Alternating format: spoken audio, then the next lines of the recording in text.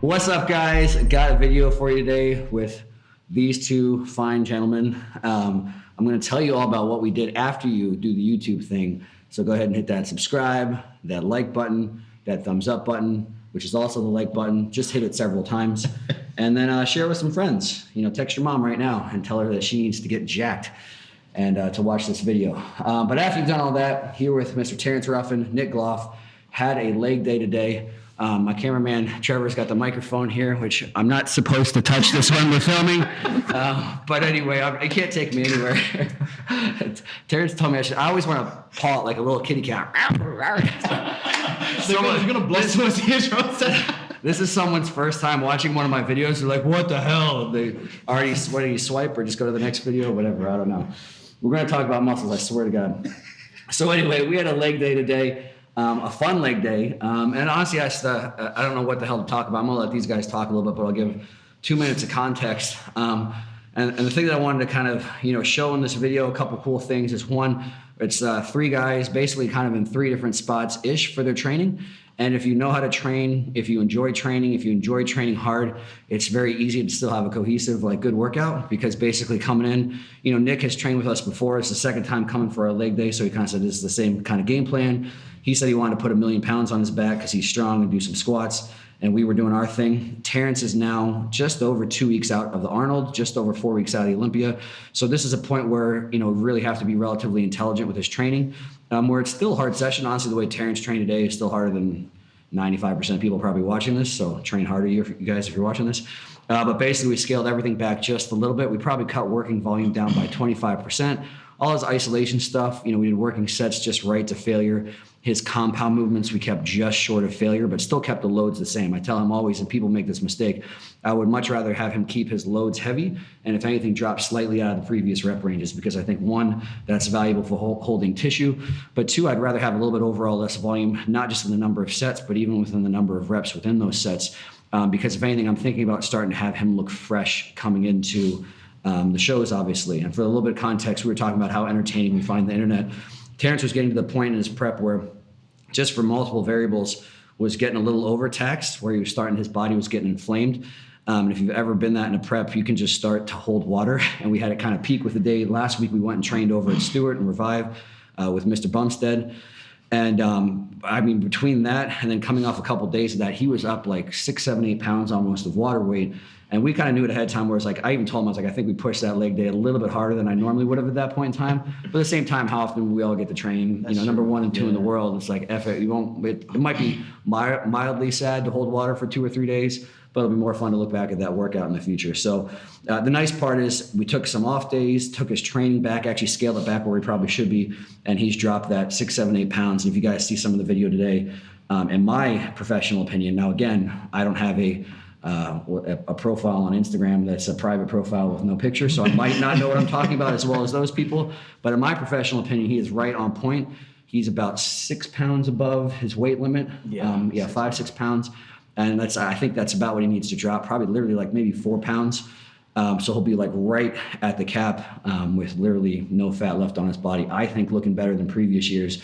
And again, especially with all things considered, he looks freaking great. Terrence isn't a guy to talk about all things considered, but I'll talk about all things considered. Not the easiest off season, not the easiest prep, but still basically just got the job done. And what I think people, it's very subtle. It's not Terrence is never going to be a guy now. Most people at his point in time in his career aren't going to put on 20 pounds, in an off season or something.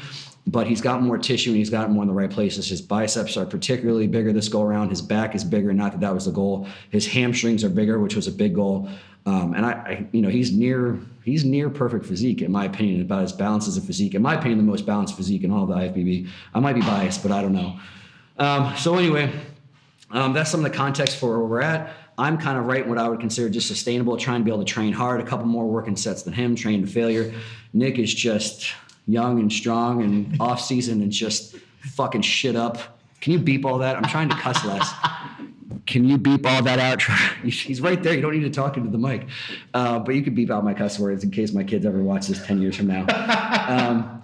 But so honestly, Nick basically followed the same structure. I'll let him explain.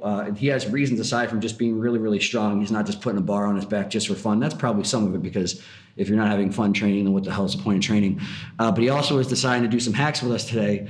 And my top set with hacks, I did 8 plates. You know, we've got it banded and everything. And I think I lost count, but maybe 6 or 7, maybe 8. I don't know. I felt pretty good about myself, kind of working back up to some decent.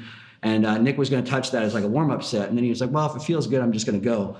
Which he decided to go, and I was thinking about 7, 8 reps in. He made a mistake. Yep. And, but it was a mistake. So we're going to play that back. I think the title of this video is going to be, Nick takes 8 plates for 30 reps to true failure or something, because you don't see that every day. So he did 30 reps to true failure, not kind of failure, legit failure. Because again, he's probably like, I say a set like that, if you take it legit to failure, I don't know if he was like dead relatives were speaking to him, or if like Jesus came and spoke to him, it's kind of hallucinating, saw visions of the future or the past, I don't know. But that's where it should be, because I think we're kind of counting. I had an idea of where he might finish, and I had said 2 reps, and I think that put him at 29 reps. But then I realized he had 1 more. And so it's like, obviously after all that shit, like why not take it to true legit failure? And the first 29 reps, I bet that last half of the last rep felt like it took the same amount of time as the first 29 reps, pretty much that slow, horrible grinder. So anyway, that shit's awesome, because I'll remember that set for a while. I've had quite a few leg days, and I'll remember the time that Nick took 8 plates on there for 30 reps to true failure. And so we got to make sure he gets that clip as well too. We've got to save that one, put that one in the memory books.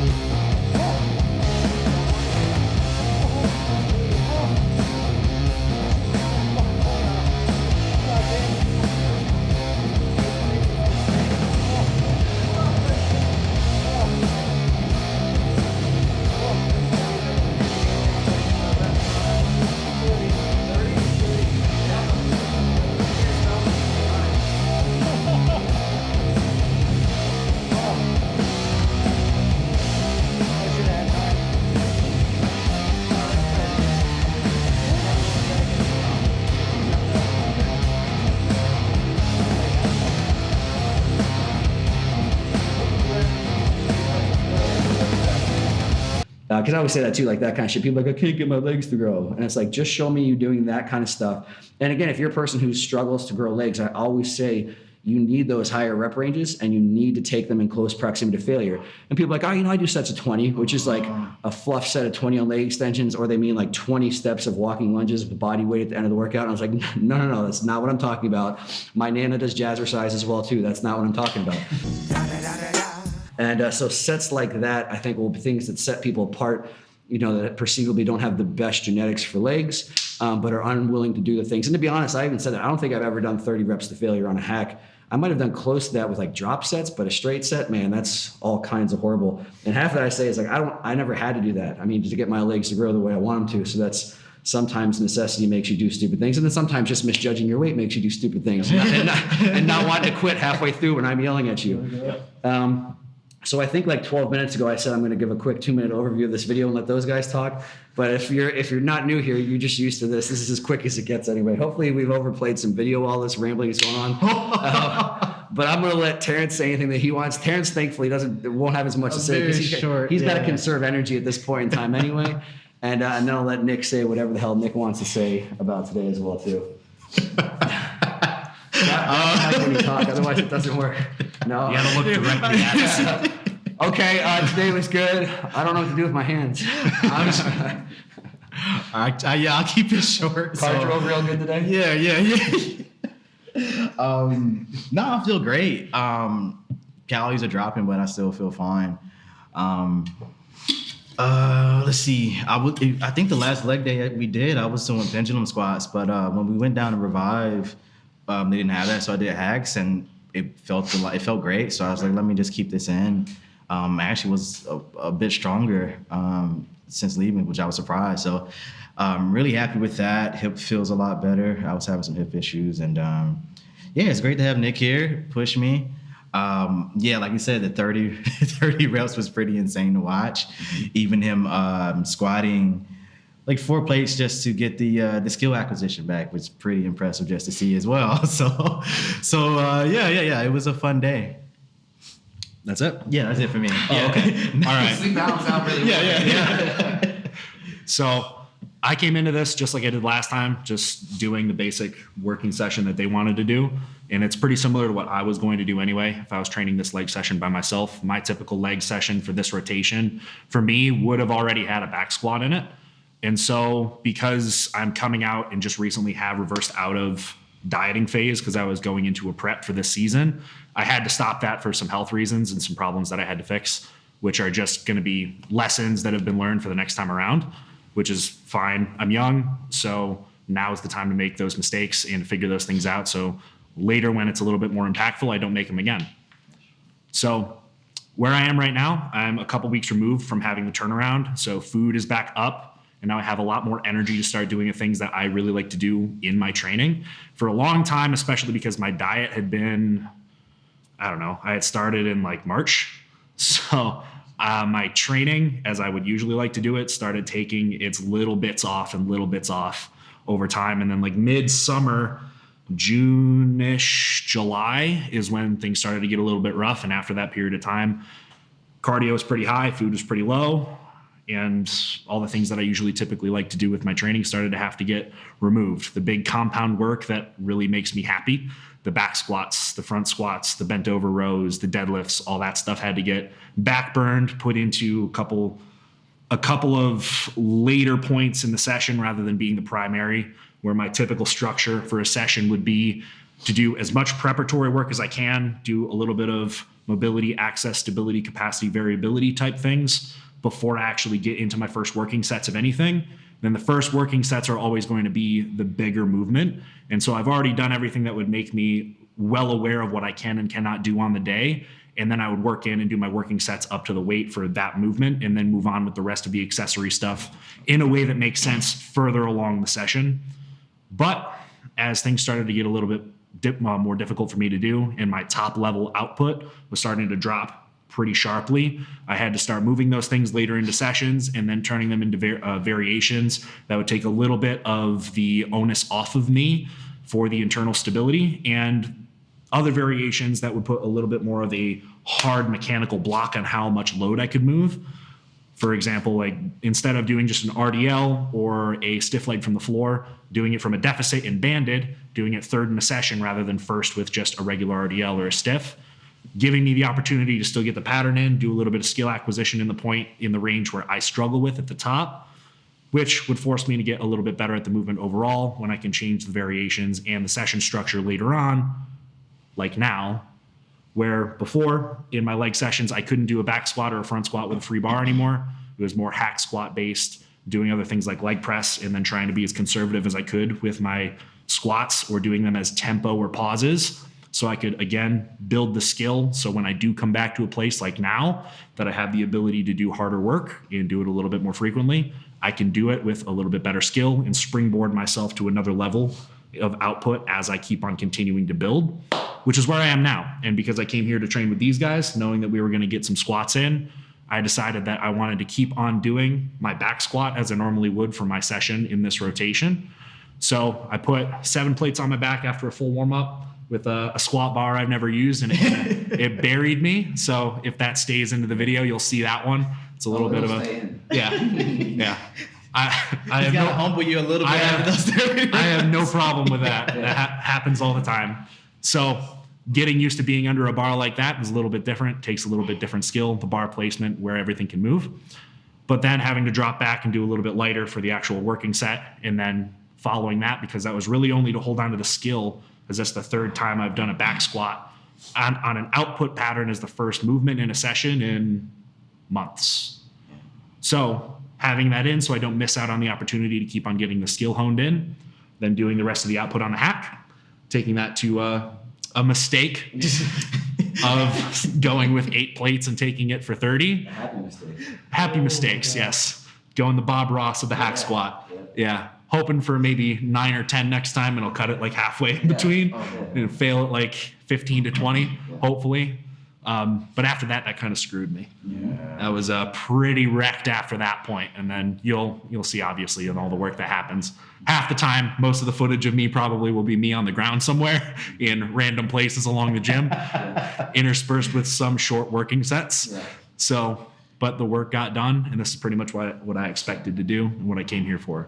So I will say that I think it's important that it's missed a lot, that people don't spend time building up the skills when they're doing the movement, and that's really important, especially as you get into like heavier loads. A lot of people skip that type of phase when they're trying to do their programming. So I think it's cool that you're speaking about that. Yeah, the way I like to do things in a long term, especially with my programming being a little bit of a hybrid between bodybuilding and powerlifting and its original motivations, is I like to think that, I mean, obviously bodybuilding is what I do. That's what I'm most impassioned by. That's what I like in the sport that I want to compete in. But powerlifters are really good at moving a lot of weight a lot of times. They do it. That is their skill, is moving the weight and doing the pattern properly. And so in my mind, it doesn't make as much sense to me to try and practice all the movements as a bodybuilder would, because typically bodybuilders kind of suck at controlling their bodies if it's not in one straight path guided by a machine. So take a little bit of the skills and a little bit of the thought process from people that do something very well, and then apply it in another way so that you can make it best utilized for what we do, which is the kind of way that I think, in using an undulated variability type of programming across a full year, rather than just thinking about how much output can I get today. So more of my movement selection, especially on the sessions I do with myself, not so much when it's guided by whoever I'm training with, is surrounded by all the things that I need to do to build my capacity and output on long term, rather than just today. And that ends up giving me a sharp incline, plateau to incline over the long haul, which has given me over the last 4 or 5 years of training in that way and programming in a long period view, and trying to undulate my variability within movements and how I prioritize them and what skills I'm trying to build between those phases, has given me those big jumps year after year after year. And as long as I'm not completely wrong and it's just me being young and able to do it, then that should continue for the foreseeable future, and we'll see what that brings me. So, but I think that's just about it, other than thank you guys for allowing me to come back. Oh, yeah. And anytime that I'm welcome to be here, I will. Yeah, hell yeah. Yeah, so that was fun. Leg day. And if any of you guys want to talk shit about Nick rolling around on the floor for half of the workout, Make sure that you've done a set of 8 plates on the hack to 30 to failure first, and then please leave your comments below. And some people will leave comments below, and it will be those people with private profile pictures. And they'll be like, oh, I did that, whatever. But no, all jokes aside, that was awesome. I love leg day. Leg day's fun. And I think like Terrence, I'm getting like more and more excited coming to the show now, knowing that obviously, even though not the most perfect on paper year, he's really, really going to have something special, I think, on stage twice this year. So I'm pumped about it. And yeah, that's it, guys. Hypertrophy coach out.